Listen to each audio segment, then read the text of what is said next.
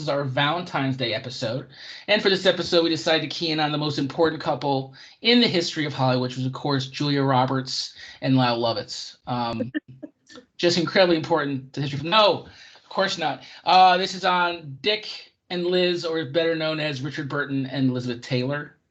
So like I said last time, so nice they did it twice. The definitive, every Hollywood couple after them is trying to be them. As much as Spencer Tracy and Katharine Hepburn were more of the staple, they lasted. This is the fiery white heat of passion that everyone looks for in life. So we're going to start with Richard Burton first, then we're going to talk about Liz Taylor. We'll talk about them together, and then we'll talk about your first and last. We're totally cheating with this episode because Who's Afraid of Virginia Woolf is not their last film together. They did 3 after this, but it's my favorite film, so it's hard to find a lot of their. Yes. They did Tammy the Shrew and a couple other ones, and she made a lot of weird cameos in his films, like just a surprise on set thing. She did that with Beckett and Anne of 1,000 Days. She just showed up one day and was just on screen for no reason. But let's talk first about Richard Burton, who was only 7 years her senior, although it does not look it. He looks, thanks to his Wild Man days. Again, this is a book that I dearly love. It's called Hellraisers, and it's about the 4 greatest drinkers in the history of British film. Ooh. And Richard Burton is right there. He's the lead. Then you have Peter O'Toole, Harrison, and then Oliver Reed, who kind of finishes off the thing. We are cosplaying today, if you can't tell. Especially Yes. I am in what the thing about, and of course we're going to talk about the movie much later, but they had to wear the same clothes for the 40-day shoot because it's over like 6 hours. It's basically 2 hours over the film. So they had to wear the same clothes every day for 4 months. Something you don't think about when someone makes a film that's in that short time period. It's the same outfit the entire time. So only one outfit change, and it's hers. Yes, well, I think she demanded it. So Richard Burton, born 1925, died in 1984. Incidentally, one of his last films was actually 1984, oddly enough. He was born in Wales to a Welsh family. A Shakespeare nut as a child, they say. Absolutely knew most of Shakespeare word for word, which makes sense because he did make a couple Shakespearean films. And he's a very Shakespearean actor. I'm going to go out on a limb here and say, in my opinion, the greatest actor to not win an Oscar. Just absolutely, it's not even close. There's 3 of his performances I think should all have won him Best Actor an Oscar, but he never won it. What is do you have a first memory or a favorite memory of watching Richard Burton before me forcing you to watch these 2 films? I actually didn't watch a lot of Richard Burton. Mm. He wouldn't have shown up in the films he did, except until I got to college and watched Who's Afraid of Virginia Woolf. Right. And I think that was the first one. Okay. His top 5 is interesting. I'm going to do my top 5 right now. And again, for both Liz and Dick, number 1 is, of course, Who's Afraid of Virginia Woolf, because it is my singularly favorite movie of all time. So Who's Afraid of Virginia Woolf, Beckett, the amazing 2-hander he does with Peter O'Toole, absolutely should have won the Oscar for that.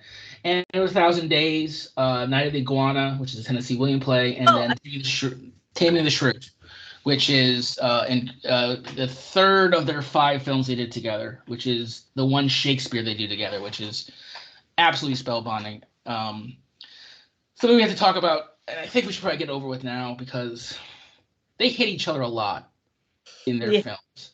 There's a lot of him slapping her pushing him, punching him once, and Taming the Shrew. I don't know if you get away with this today and be called the most romantic couple in the world. But it was a part of their love. Was this kind of like, again, in Cleopatra, he smacks her right in the. It's hard as I've ever seen a man smack a woman in a movie. He smacks her in the face. How was that shocking to you? I mean, I think because of the time period and because I read so much before I saw it, it wasn't as shocking. But yeah, it was still a little because I mean, I just would have thought that she wouldn't even have allowed that. Like, right. And I did acting in college. I never really got as far as to make it past an audition. But there is, the stage slap and the movie slap is not a slap, but it looked almost real. And knowing what we know about the relationship, it kind of makes you wonder what was going on behind the scenes, because there is definitely, issues. There's a real in Who's Afraid of Virginia Woolf, there is a real push where her head smashes into the back of the car. Like, it is real. She was dazed by it. And again, it was part of their relationship. I would never condone violence between men and women like this, but it's clearly, I don't think she's ever loved someone like this before. I don't think she's ever felt like anything like this before. So we're gonna get into her marriages and stuff, but this was the one, and there was a part of it was this back and forth. I think we sometimes think Who's Afraid of Virginia Woolf is how they actually act with each other, and if it was, good Lord, how did it last 10 years? But just an incredible actor, probably not misunderstood, but not known as he should be, for having, if any actor had just Who's Afraid of Virginia Woolf and Beckett, that's a career. And he also did Equus, the greatest play about a boy loving a horse ever, I think. If someone's got a better one, I'd like to find out if they did. Just an incredible actor. So let's get to the main event here, which is Liz Taylor. So first off, we both have to admit that our knowledge of her is based on 1980s and 90s Liz Taylor, which is White Diamond, Betty Ford, and she's best friends with Michael Jackson. It's not her film career. No, I knew her from like I said, if there was like a classic children's thing on PBS, or when VCRs were more popular and there's a blockbuster, I might have a grandparent rent National Velvet or Lassie. Right. But yeah, I knew her from These Have Always Given Me Luck. Yes. I had a grandmother who always bought all the the National Enquirer and the Star every week, and she was always on, her and Cher, for their romances and their scandals. I mean, 7 marriages to 8 marriages to 7 different men. Mm-hmm. So we're just going down the list really quickly. So understand that Richard Burton was her 5th and 6th husband. They got married twice. Yeah. First time for 10 years, second time for 1 year. Conrad Hilton, the one from, if you watch Mad Men, you know who Conrad Hilton is, the hotel baron. They were married for 1 year. His son. She was married to his son. Yeah, Connie. Yeah, Connie. Yes. And he was an abuser, apparently. Yeah. There was like I said, very short marriage. Some people think it was his publicity stunt for Father of the Bride, the original one, not the Steve Martin one. Don't get confused.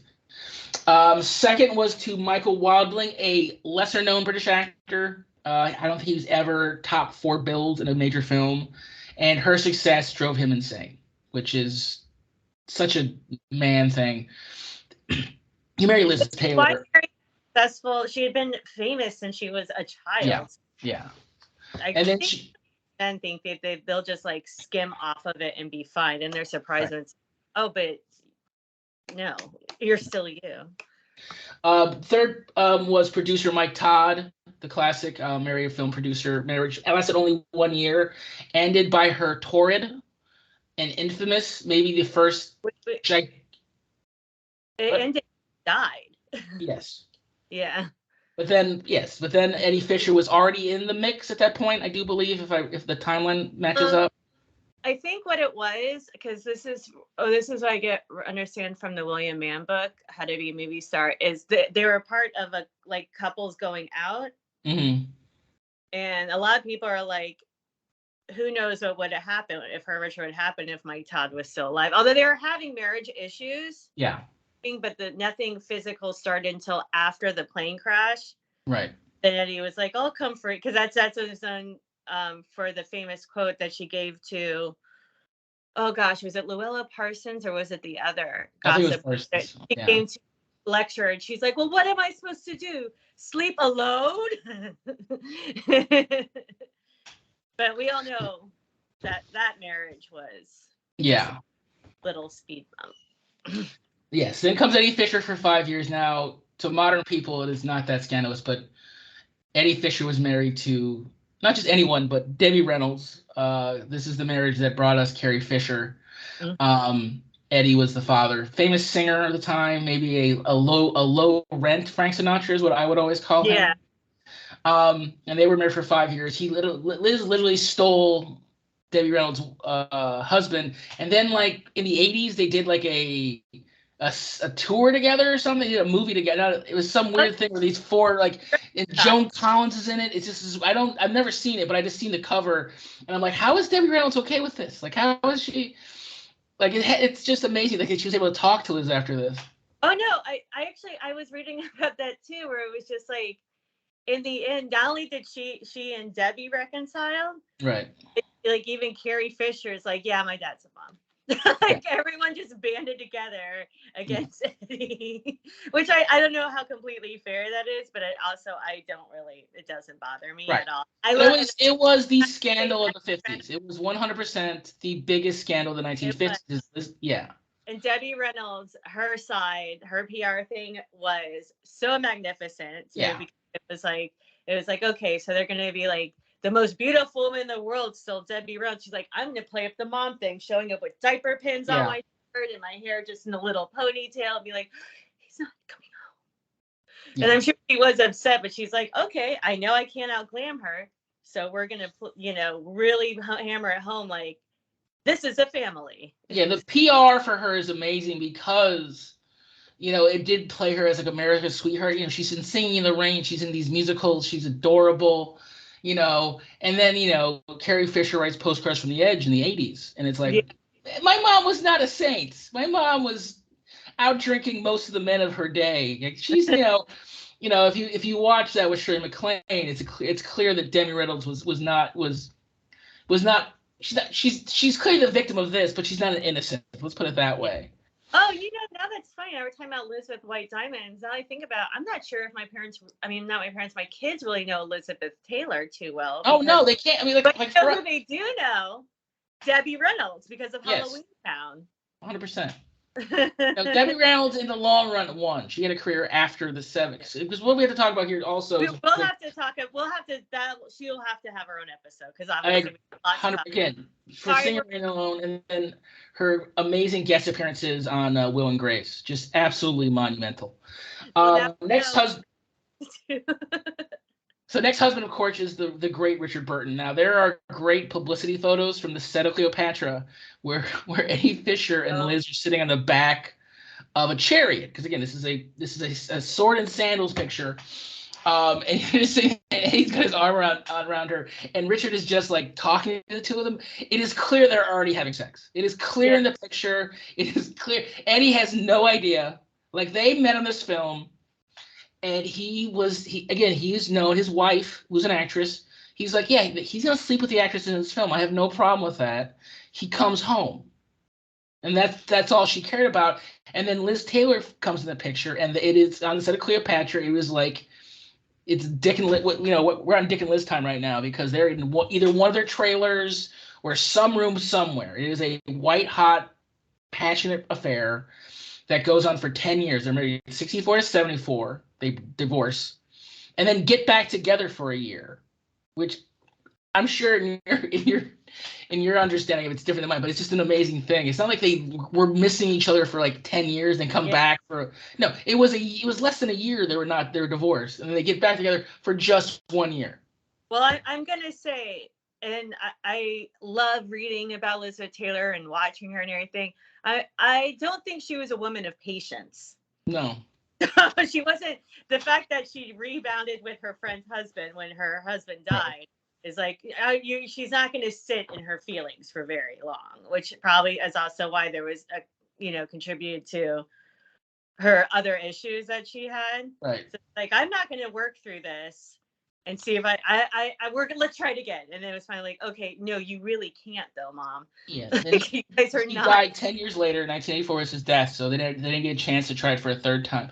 Is there a feeling in any of the books that you read or things you read that it was like Liz wouldn't give it up unless she was married, and then so these guys were like just forced, like it was just like was a comment on that, which is interesting because I don't think she was raised very religious. Right. And then I don't know. I mean, it was the mores of the time, but I feel like it was also not of the time to get divorced. So maybe by your third, you're just, maybe she just had a line that was like, right. Okay. But if I live with someone I'm married, then I'm really going to have a hard time getting back from the career, because it definitely wasn't the 20-year-olds of the 70s that were living unmarried, or the 60s that were Liz Taylor. It was their parents and grandparents. So she knew, I guess she just was like, I'll toe the line this much. Mm-hmm. But yeah, that was the thing, common thread through it. So then we get to John Warner, the politician from Virginia. They were set up on a blind date, basically, for a Washington, D.C. event for the Queen. And just sparks flew, and they were married for 6 years. So the second longest marriage is John Warner. So good for you, John. You almost got to Burton territory, but not quite. And then again, if you're going to marry 7 people 8 times, your last husband has to be named Larry Fortensky. This is of all of it, because we have actors, billionaires, producers, politicians, and then a construction worker who she met in Betty Ford. Yes. Is there a more early 90s sentence than that? Probably. First of all, how did he afford Betty Ford? He called himself Lawrence Forte, and it could have been a Hollywood thing. It's just Larry Fortensky, and also not a famous person at that time. If you look him up, he looks like the bass player for a third-rate heavy metal band. He's got this. That was the 80s. His long blonde hair, and why is Liz marrying this goof?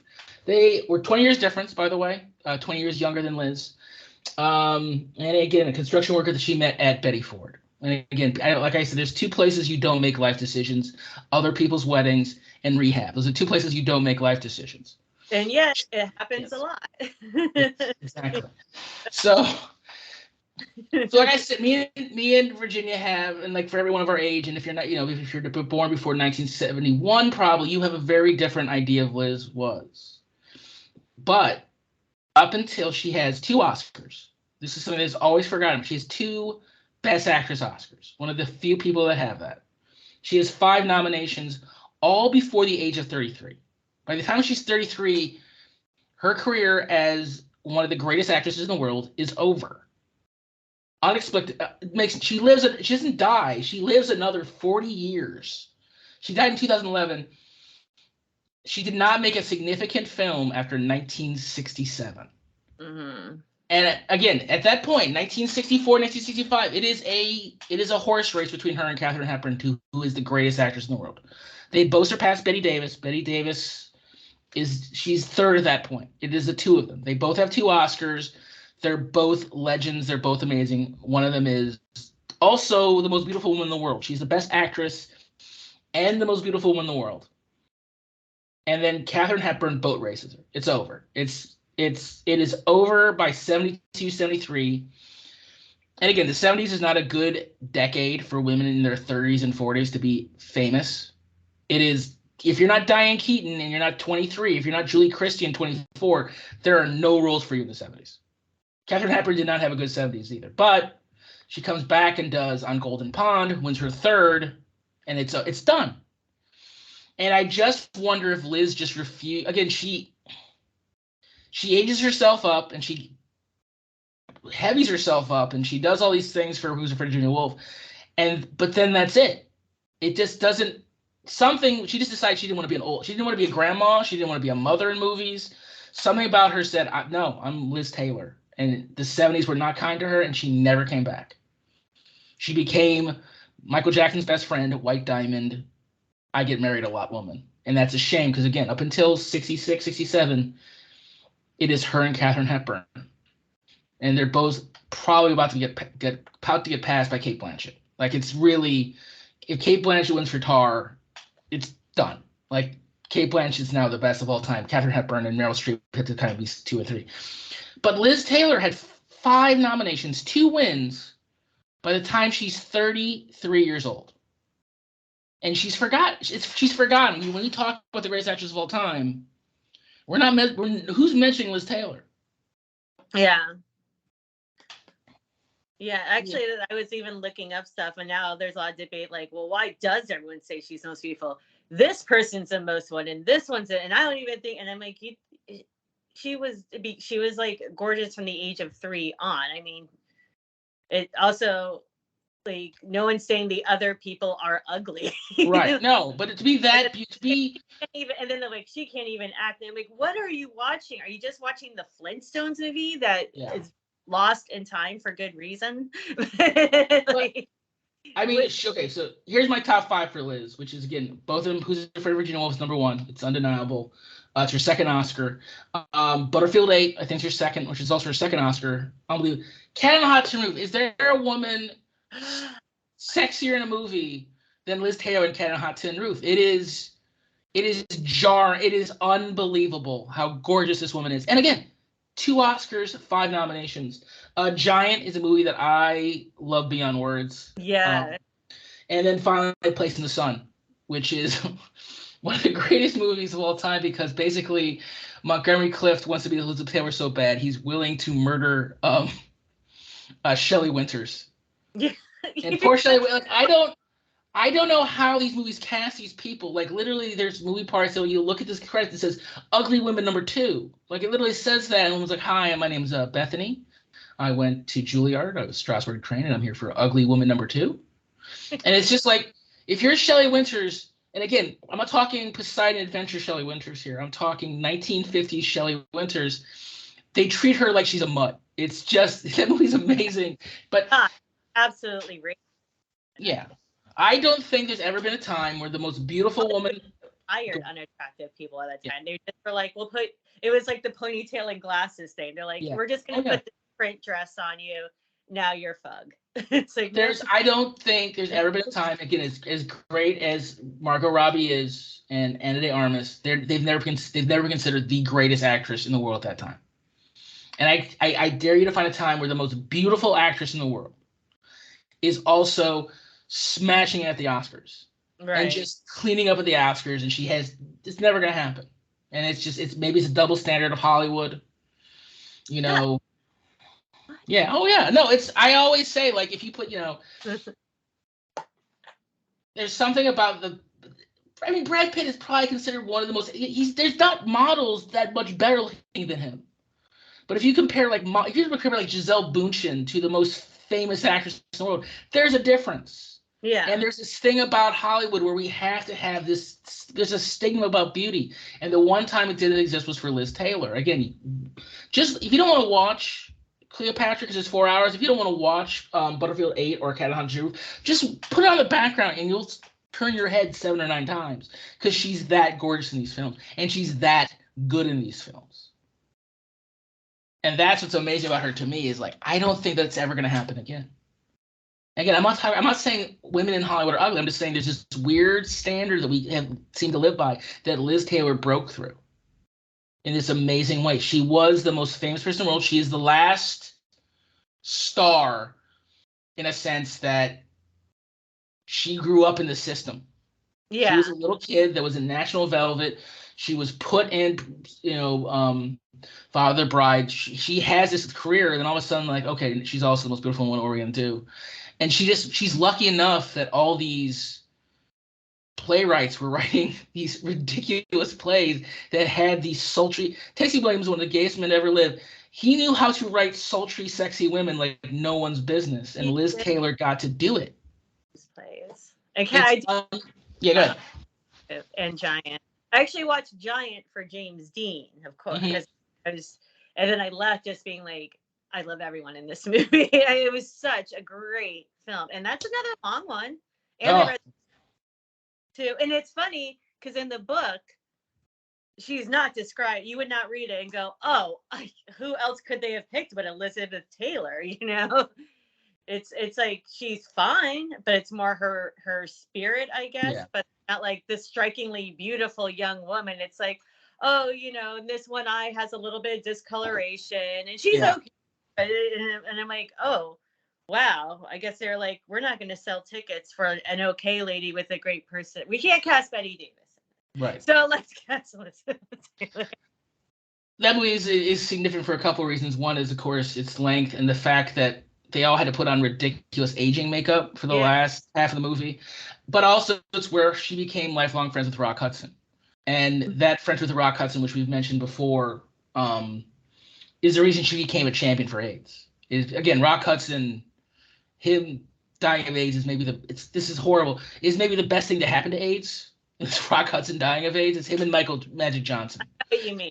Yes, just because awareness and women who loved him, who said, "I will spend the rest of my life fighting this because I love that man so much." And that's an amazing thing. I mean, why do we keep coming out of AIDS and me crying? This is ridiculous. It's the second episode in a row. It's sad. It's a part of Hollywood. It's just amazing that this beautiful man who again was in Giant, he has that fist fight that's so great, and and then he dies from AIDS, and again these women that were just huge fans of his just were like, nope, no one else, and it's just amazing. So again, their romance lasted 11 years, and they made 5 pictures together. And then 30 years later, Lindsay Lohan decides to make her version of their love affair. And what did you think? Wait. I have a 2-part. I know the movie wasn't great. Mm-hmm. You think that Lindsay Lohan did a good job in spite of the writing, or you just did not like any part? I think he's fine. I think he pulls off Richard Burton much better. I do. I get why she did it. I get she wanted that iconography, and it's just so bad. And I get she does the best what she can do with it. Like I say this about Anna de Armas' Sister with Blonde, which is a travesty that got shot. Everyone was like, "Don't," and I went, "Okay." Oh, it is. I read the book, and I feel I've done enough. And I watched the TV series when it came out, and I feel like I have done my Joyce Carol odes. So she deserves an Oscar nomination. Anyone who says she doesn't is wrong. What she does in that film is remarkable, but it is a travesty that got put on film. I think she does the best with what's pretty bad material. It's hard to really do something with lines like, "I'm bored. I'm so bored." I'm like, I mean, write better lines. I did not see the one with Helena Bonham Carter. Yeah, no, she's much better. That's a better one. Because again, this is my favorite couple in the history of film. Sorry, Bennifer. And it's because they raise each other's levels in a way. I don't think. Yes, Edward Albee wrote one of the 10 greatest plays of the 20th century with Who's Afraid of Virginia Woolf. I don't want to see anyone else in this ever. Like I saw it on Broadway, and I still felt weird. Oh. I'm like, it's not them. And because it's a masterpiece, but this is the fact they got married twice, and the fact that they ruined marriages and families just because they loved each other so much. And it was not like this, oh, you're clever. No, it's like they could not keep their hands off each other for good and bad. We're not really saying it was the healthiest relationship. No, God forbid. We're not like everyone should totally do this. This is the blueprint for an establishing. It's kind of awe-inspiring. I mean, they did create a lot, and their family, said that, well, her children with him, I did not hear anything from his first marriage. Right. They did love their parents, and even they were like, it just wasn't a good marriage. They weren't bad parents, but it wasn't a good marriage. There was a lot of issues, and they just kind of fed off a lot of negativity, drinking, and the kids knew they were loved, but they were also like, this is unhealthy. No, 100%. 100%. Please. Okay, I think it's time to begin with Cleopatra. So full disclosure, the notes and things my dear friend Virginia wrote on Facebook while watching this movie is maybe the most fun I've had in years. It was amazing. It was amazing. It was my favorite. Because I know this movie pretty well, and just to hear you remark on specific things was just unbelievable. It was my favorite thing maybe ever. So first off, we need to get to the fact that this is, to this day,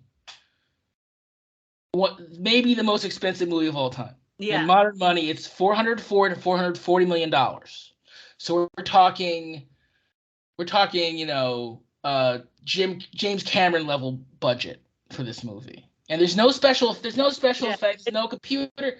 That's not where it comes from. Having to build ancient Egypt and ancient Rome and there's almost no set that doesn't have 400 people on it.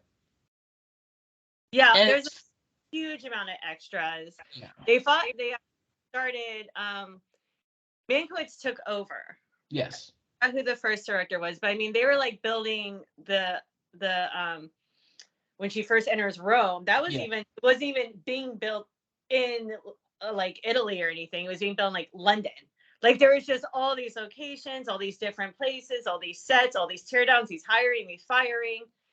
I think the only thing they saved money on was maybe underwear in the wardrobe. Possibly. Because these clothes are so skimpy and short, and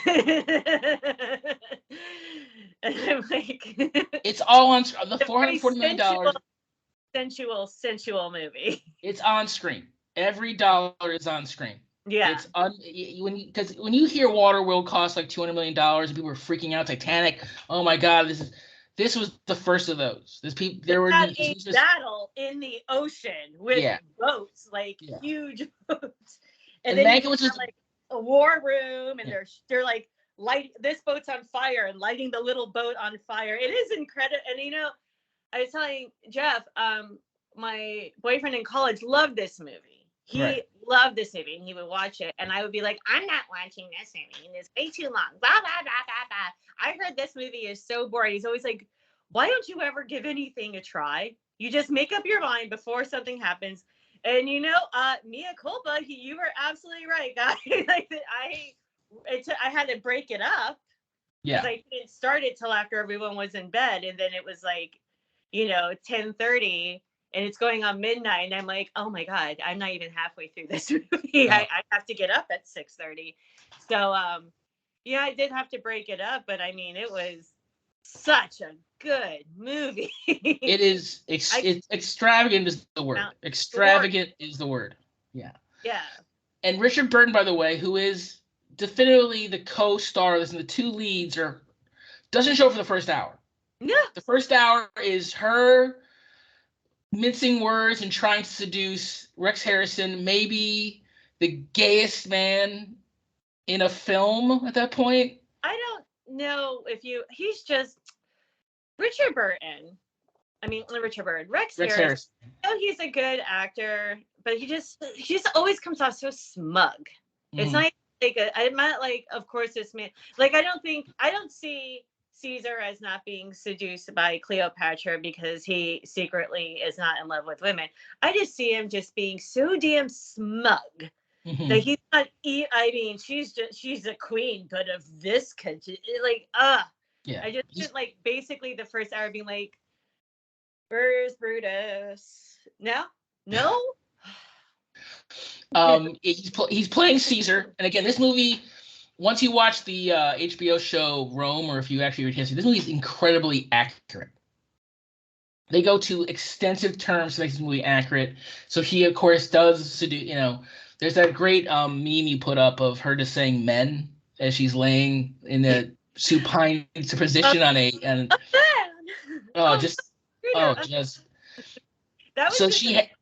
So she's trying to protect Egypt. The whole thing is her. She wants to protect Egypt as much as possible. Yeah. So she seduces Rex Harrison. She has a son, Caesarean, which is where we get the term Caesarean C-section from, supposedly. I mean, who knows? Yeah.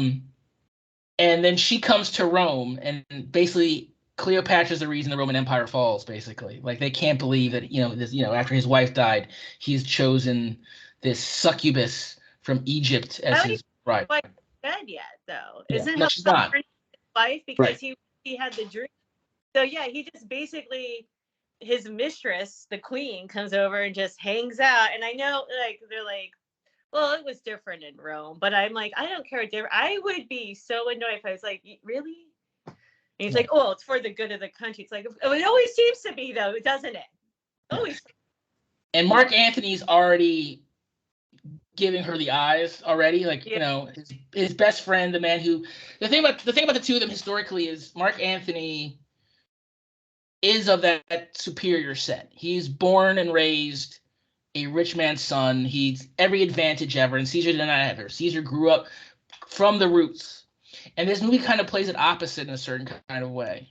Yeah. A little bit. Yeah, it kind of makes it that Mark Anthony's of the people and Caesar is kind of this out of touch, aloof man who thinks he can do whatever he wants because he's Caesar, because he took over, he controlled a third of the world. So and I get that's why you have Rex Harrison in their part, because of that arrogance. And again, of all the things in this movie that are great, again, the costumes, the period piece of it, the Ides of March scene is shot so beautifully. That was amazing.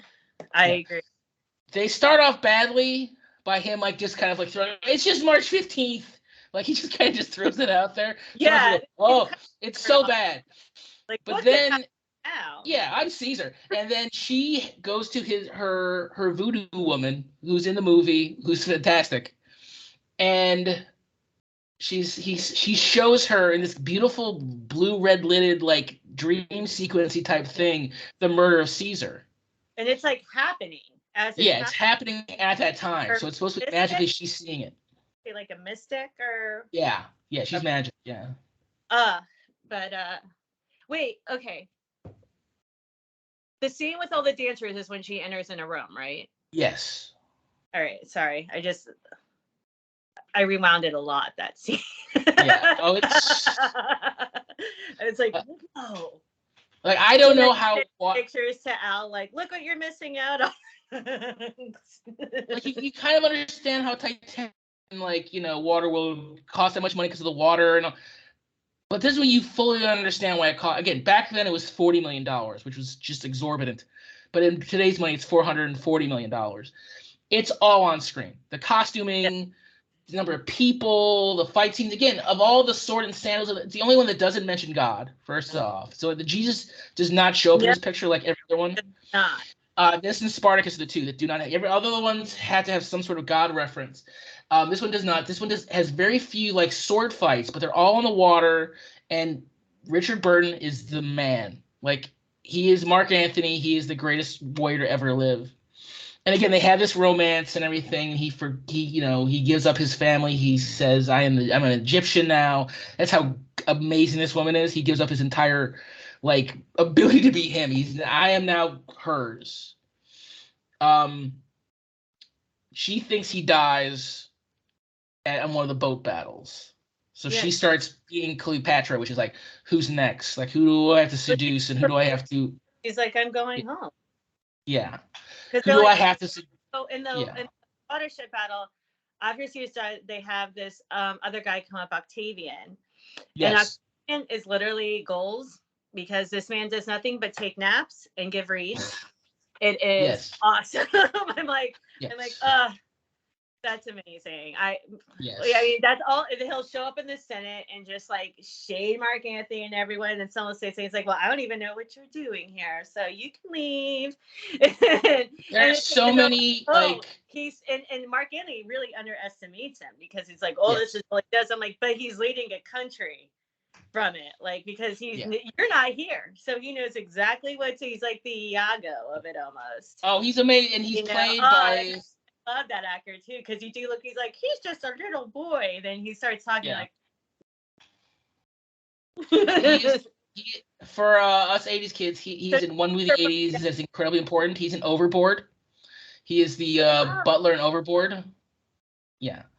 But so she's told that they're both dead, and I think Mark Anthony's right-hand man tells her because he got it from someone who Rufio I also love. I said, a lot of the played by Hume Cronin. Yes. Unbelievable in this movie. But I was saying a lot of this movie too is it'll be Caesar or Mark Anthony or Cleopatra, something going on these impassioned, speeches and monologues, and you look in the background, the extras, and they're all I'm good.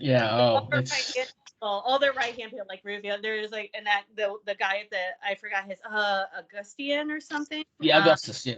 And they're just so what we're gonna do? like, oh, here they. Okay, so back to my point. Yeah. Oh, it's incredible, but it's also, why is this movie? Why is it 4 hours? Like, can we just let's? I did not know it went through everything. It does everything. It goes all the way up to her suicide. Everything. But again, the great Mark Anthony, played by Richard Burton, comes back again. Never in pants. He's always in shorts. The man, his knees are always there, and in sandals. He comes back and she's like, "I thought you were dead," and he smacks her so hard in the face. This is the most gam heavy movie I've ever seen.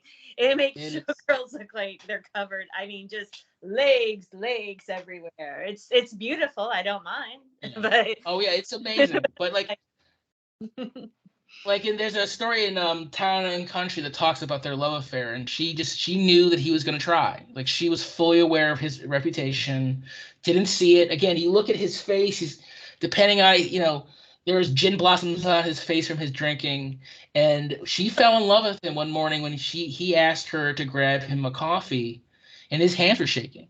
Yeah. It wasn't his strength that got her. It was his weakness. Like, no other man, I would probably imagine no other man would be weak in front of her. I would imagine she was married to Eddie Fisher for 5 years. She probably never saw him in a weak state of his life. Yeah. Because the fear of if she sees me weak, she'll leave. And this man was fully able to say, "I'm a drunk. I got a problem. I need your help." And there's something in that made her absolutely fall in love with him. And again, the steamiest, caustic relationship of her life. This relationship cost her. He didn't worship. I mean, honestly, he was kind of mean when he first started. Oh, my friends and I, we used to call her Big Tits, and we just thought she was just some stupid star. And she was so used to people being like, "Oh, you're so beautiful, the most beautiful woman. Can I be?" And I mean, and no, it is not good to neg to get someone. Like, yes. He actually said he was wrong, and I think it's really messed up that he said that. And I actually also laughed because then he saw her in person and was like, "Duh." Yeah. But yeah, you talk a big game. And it turned out she's smart. She can keep up with him. She may not be Shakespearean trained, but she never claimed to be someone who sits around and reads books and tomes and plays all the time. But she's really witty, and she's had to work for a career and negotiate and figure out things and morph herself with stuff. So she's not dumb. And like we said, it's not a healthy relationship, but it gives a little thrill when someone's like, "I'm not gonna do," and then they're like, "Oh, I guess she's okay." And then he's the one to show, like you said, the weakness first because he's just drinking so hard and he has to work. But he does up her game. He does up her because so final thoughts on Cleopatra. Then we're gonna get to the main event, but it's where they met. They had never met before. His wife was sure that they'd have an affair on set, and then he'd come back to her. She had no worries about that. She was with Eddie Fisher again. And they end up getting married and basically being the it couple of the '60s. They were, these two. Liz Taylor's secretly British. I guarantee you, there's a generation of Americans that think she's from Bensonhurst or something. They don't know. Yep. She's born in England. And he, as much as, again, most of her Oscar nominations are before the marriage, it's her greatest role. Her single greatest feat is after. And he brings it out of her, and she brings out something in him that's amazing. Yeah. But, like I said, of her, they shoot her so well in that film. Mankiewicz, again, he's an old master. You watch that film, they make it so that the background color matches her dress perfectly in every scene. The lighting in this movie is fantastic. Everything about her in this movie is just. This movie, I mean, and maybe he had affairs, but I doubt those movies were an eighth. Yeah. Hot as clear. Literally, people are wearing bikinis. I have a list of just couples. Yeah. I have a list of couples in movies that I think are probably they have the best sex lives. They're movie characters, and they're real. But the all-time greatest will always be West Side Story. That couple, the brother Nardo and. Wait, the new one or the? No, the old one. The old one. Rita Moreno and Chico, the sexiest couple ever on screen. Yeah. There is no question that if that was a real life, their neighbors hated them. Either they were having sex or they were fighting, and it was always Yeah. loud. Oh my god. Yeah. Sexiest. This couple was the second sexiest couple in history of film. Is these two, and it's not even close. Those are the top two of all time. George Chiklis and Rita Moreno, sexiest couple of all time. This is the second sexiest. I can't think of anyone that could top these two. It's unbelievable. So just a couple years later, they do what is known as my favorite movie of all time, and I'll tell you why in a second. Who's Afraid of Virginia Woolf? I saw when I was 9 years old. Oh my god. In Ohio, late at night on UHF channels, they would show movies you should not be watching. Now, I was an insomniac child. I saw The Deer Hunter, and I saw all these movies. And I watched this one, and I was spellbound. Because Because the thing about this movie that's amazing is that by the end of it, you think both couples are ruined, and it's over. Like, it's over. And the one couple does leave the house and is ruined, and the other one just goes to bed. And it's just another day. And like, it's not, and that shocked me to so much. That shocked me to my core that people could be that evil to each other and then just go to bed. It's my favorite movie of all time. It was exhausting. It is. I mean, they're night. So like, yeah. At that point, you have to go to bed. Yeah, okay, I'll go to bed. And then the next day we'll do this to some other couple. Yeah. This is not the first couple they've done this to. And it's not the last. I think it might be like the biggest time it came to a pass, maybe. But yeah, you definitely had that idea. Yeah. Because he wasn't so much like, well, I'll let you start with the opening thing since it's your favorite. And so this is an Edward Albee play, Who's Afraid of Virginia Woolf, that was a hit in Broadway in the early 1960s. And like all plays in the 1960s, they quickly go to Hollywood. And right away, it's 2-star. It's going to be them. Now, Elizabeth Taylor, if you watch this, please watch this movie first off. It's so on HBO Max. Or at your local library. Yes. They'll probably have it. And it is beyond. It was up. This is one of the few movies ever that if it could be up for an award at the Oscars, it was nominated for that award. All 4 major actors were up for Best Actor, Best Actress, Supporting Actress, Director, cinematography, script, every script it could be up for, it's up for. It is a masterpiece. And it is a movie about an older, again, I had to say older, but we're gonna reveal something that's insane in about a minute. The older couple invites a younger couple over to their house. They just met at they're all college professors. Both of the men are college professors. They have wives, and the wife Elizabeth Taylor invites the young couple over for after party drinks. It's midnight. It's actually like 2, I think, or something. Well, by the end of the movie, it's like 2:30. Yeah, it's like movie daylight. Yeah. So then the movie. So it's like 1 o'clock by the time they get home. Right, it has to be like around midnight, something, because there's still a place open later, and I can't imagine they'd be open. So then she just drops her husband. They're already awful to each other. They said like 10 awful things to each other in the first 5 minutes, and she has. You're gonna do it shortly, but she says, "Oh, I invited the new couple from the biology department over or something," and he goes, "What?" And he's like, "No, okay," and like, so then he's not happy because they're over. He says, "Don't talk about it. Whatever you do not tell them about it." And that's just like this secret going on. And so they're the older couple, they're the younger couple. It's like a couple of 24-year-olds and what looks like 2 50-year-olds. Mm-hmm. I say this because Liz Taylor was 33 when she made this movie. Yeah. She was 33. She gained 30 pounds and she aged herself up. And I don't think she ever fully lost the weight, ever. I think she was always there. Looked good on her. Yeah, it was great. No, she's sexy in this movie still. I think she's amazing. She's the star of this movie as much as Richard Burton. This script for the male lead is nuts. Just the verbal gymnastics he has to do through this movie is insane. Mm-hmm. He's a history professor. I've never understood that. Why is this? He should be an English professor. Like, I always have him as an English professor in my head. I'm always surprised that he's actually history, because even like although I guess the books on the Better Lot history ones. Yeah. When you see English majors, they always have a combination of like literature and historical books. Yeah. So they invite the younger couple over, and they are played by George Segal and Sandy Dennis. And Sandy Dennis is extraordinary in this movie. She's such a good actress. She is so good. So they invite him over, and right away, they should leave. They should leave within 3 seconds. Because he's getting them drinks. This is what he says to his wife when he gets her a drink. He says, rubbing alcohol again, dear? Like, that's it. Yeah. If I'm at house, I'm like, okay, this is no. And that's the first thing.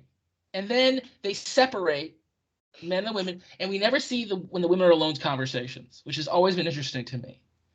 And he just browbeats George Segal for like 10 minutes to the point where George Segal wants to punch him in the mouth. Yeah. And it's just, and then they come back down, and Sandy Dennis says, "Oh, your wife told me about your son." And then there's this look on his face, and you know that's the secret. And then they just mentally abuse each other for the next hour and a half. They go to a roadside diner. George Segal has told why he married his wife, and from that, everyone's been drinking at this faculty party. And she's right, which he's like, because Elizabeth Taylor's character Martha is the president of the college's daughter, so she's always, Daddy said this, so she's like, Daddy said we need to be nice to them, and he's like, well, I don't think he meant to have them over like all hours. It's like just a Sunday dinner, Yeah, so they go to this roadside bar shanty thing that there's no one there. They're the only people there. My grandfather would call it juke joint. Yes, and this is when Liz getting to close. Yeah, this is when Liz Taylor decides the scheme that Liz Taylor's had all night is, I'm banging this guy because you just don't get it up anymore, basically. And then Sandy Dennis is so drunk already, and then Richard Burton says, "Let's play a game." This woman is like maybe 90 pounds. Yeah, and she's so fragile. Brandy all night, and so it's and already thrown up, and so you know that this character, Honey is her name. Honey is pretty much close to blackout, if not. And he says, "Let's play a game," and he tells the story of their lives. He tells a story, and the best part of it is the story of all four of their lives. And it's the thing that Albee does so really in his play is they're mirrors of each other. Yeah. If George Segal and Sandy Dennis do not get off this road, because he married Sandy Dennis because of the money she had and the ability that had to get him places he wanted to go. And literally he's telling a story, and Sandy Dennis is so cute. She goes, "I know this story," like that. And George Segal's just, yes, of course it's our story, but they're mirrors of each other. They're just 20 years apart. And this is what's going to happen to you if you don't change what you're going to do. And then they get in a fight. He smashes her head so hard into the car. It was bad. It's real. And then she runs away. Steals the car and leaves him to walk home. But they get in the car with her, which has never made sense. Because the couple had been like, okay, we're done. You guys are crazy. You have mentally abused us for an hour. We're leaving. We are walking. I am over, which is really, no one should be driving, and they show that. It's I think it would be, if it weren't for the fact that everyone got home safe, I would definitely be showing it like, do not drink and drive, because they almost run into every single thing you can possibly run 100%. Into. And no one's paying attention. Right. They're all, blah, blah, blah, blah. It's like I'm like this. So they get back to the house, and the car is wrecked. It's like it hit a tree, and poor, I love Sandy. Poor fragile Sandy Dennis is destroyed on the lawn, and he tells the truth that they're up there banging right now. Do you know that? Yeah. And he says, "I have to end this lie." And you think the lie is it's 1960s, it's the 60s. Their son died in Korea. Their son died in Vietnam. Yeah. You think that's what the secret is? Because their whole thing is like, he was like, "Oh, you have a son that's 16. I heard he's coming home tomorrow for his birthday." Yeah. So we're like, oh. Okay. Drunk driving something. He's dead. Is this going to be a spoiler thing? Yeah, I don't care. I have to talk about this. It's the greatest. If you don't want to hear the spoiler, fast forward a minute. There. So Liz Taylor and him have sex, and then she just demeans the shit out of him for like 4 minutes.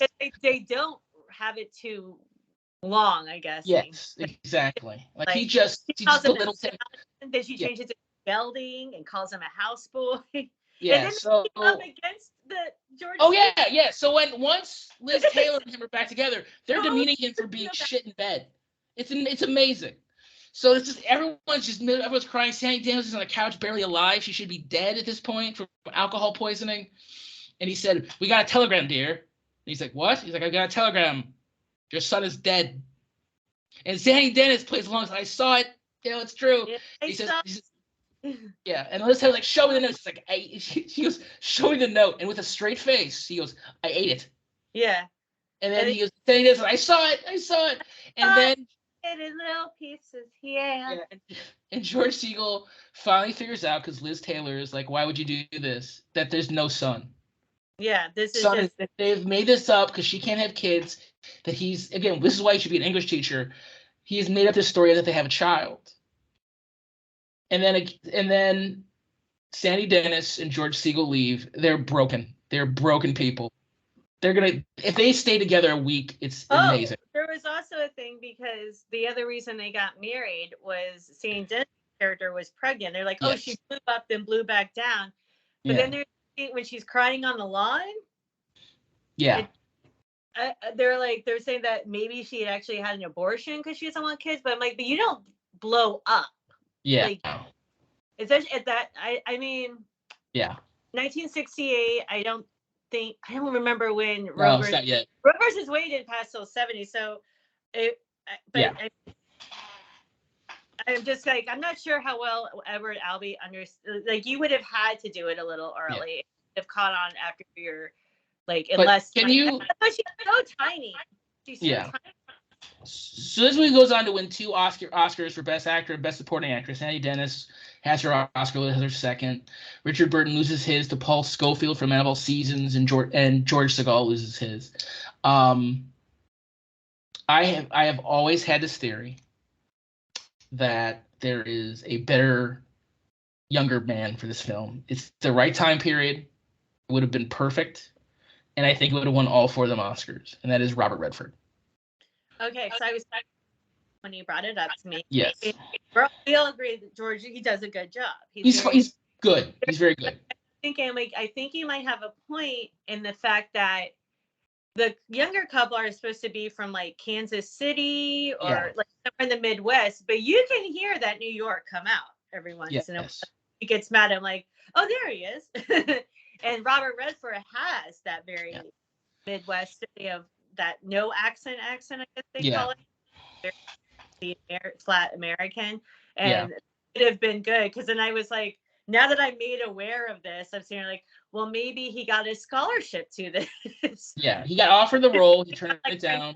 Concoct a whole thing for it. And I never even would have thought of it if you hadn't mentioned it. And I'm like, it's perfect. It's all right. It's already my favorite movie. I'm not a huge Robert Redford person, but Redford in that role would have been again. This movie, again, like I said, we cheated. We did their first and second movie, but again, these 2 movies tell you how heated and fiery this relationship was.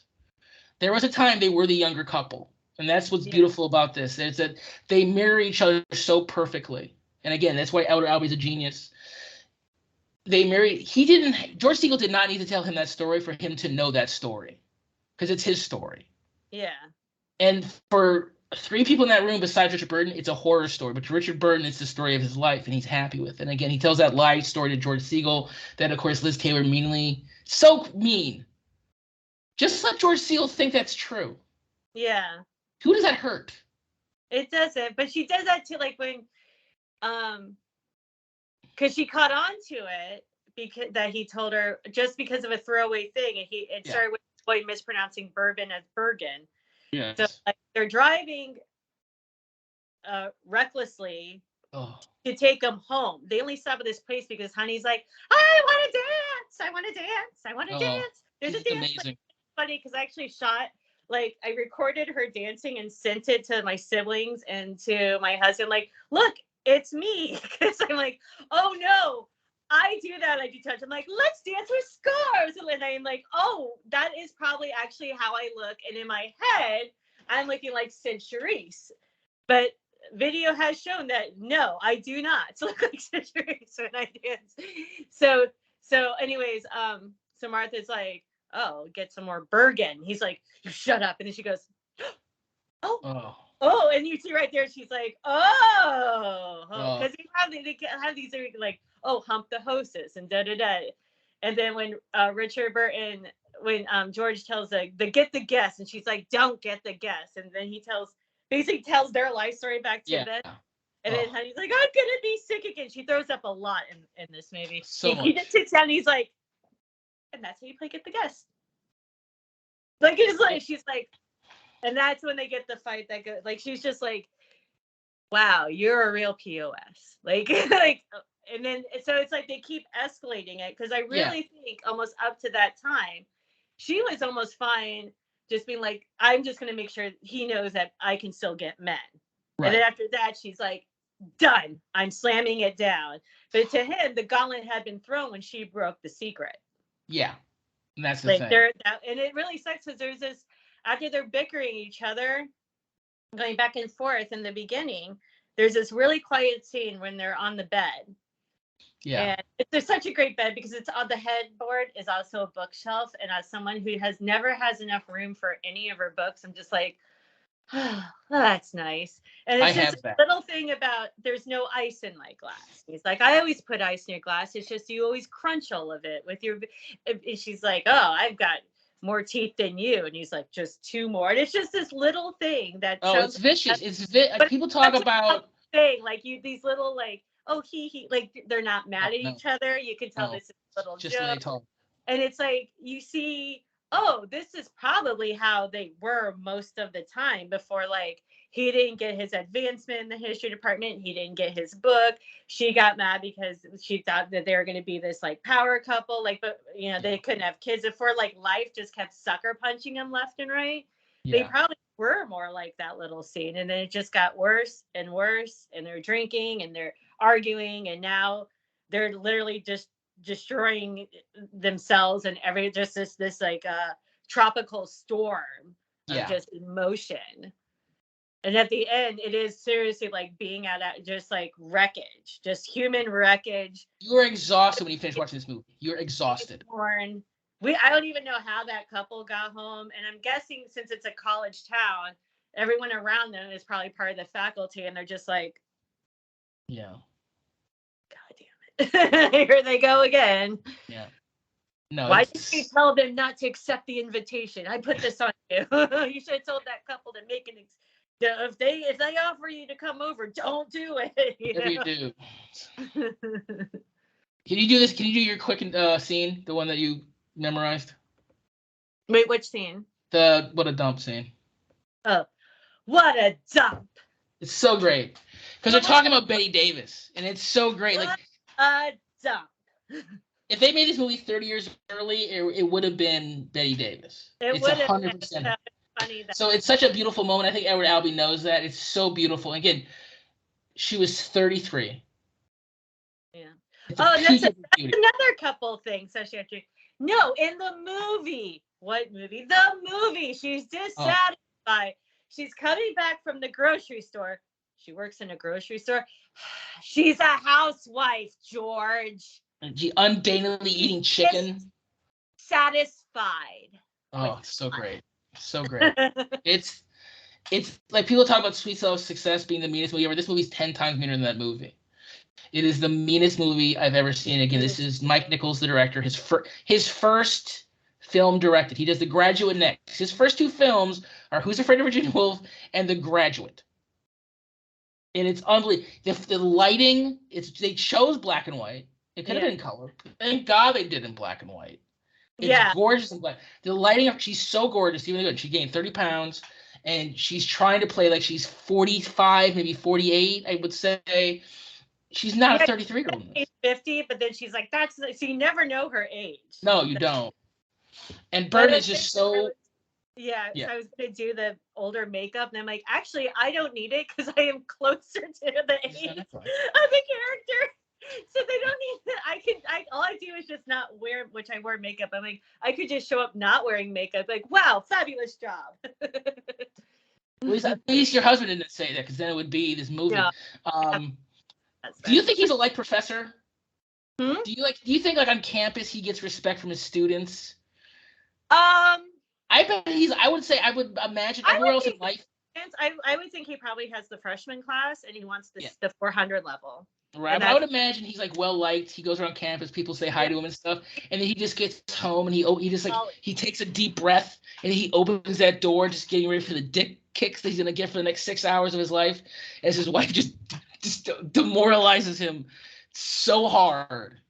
Yeah, at every moment. I definitely see him as like a 100 or 200 level professor, and I think he would have respect from students because he's very dynamic.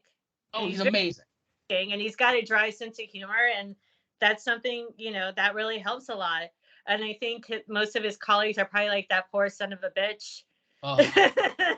just like it's not even 2 minutes in and she's already just abusing him. Like there's a Simpsons scene I'll put on the page that's from a very early season episode where Marge and Homer go to couples counseling, and the first couple they show are Dick and Liz. And he says, "That's enough, Gloria." He says, "She's a hoppy. She's the queen of the hoppies. Here's your crown, hoppy." I that was because it's amazing. Ages. There's so many Simpsons episodes now that great. I'll watch some and it'll take me halfway through and I'm like, oh my God, I've seen this one. Okay, so again, we've looked at probably the greatest couple of all time in the history of film, and we see the difference in them. But it's the fieriest, most caustic relationship. It's not something you probably should look for in your own life, but it is unbelievably amazing. So our next episode couple, it is not meant to be one to focus on. Like yes. So our next couple. Oh. Sorry. No, you're good. So our next episode will be on The Amazing Prince. We're getting another music episode in. This will be our 7th episode. We thought it was time to get back to our music people. So next month we'll be on the purple one himself, the nameless one, Prince. Have a great rest. I hope you all have a great Valentine's Day. Hope it's much better than this couple's. Have a great day.